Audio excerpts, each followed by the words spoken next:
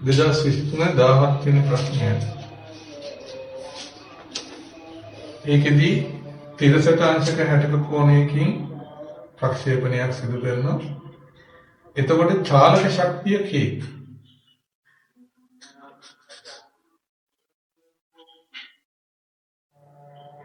ප්‍රක්ෂේපණ කරන මොහොතේ අහනවා උපරිම උසේදී චාලක ශක්තිය.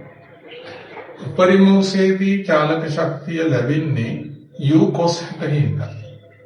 එහෙනම් උපරිම උසේදී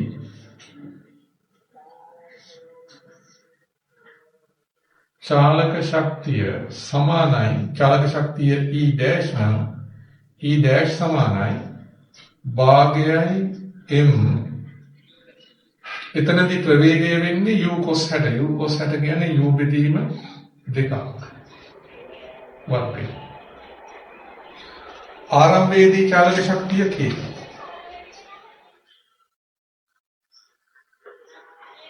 චාලක ශක්තිය K.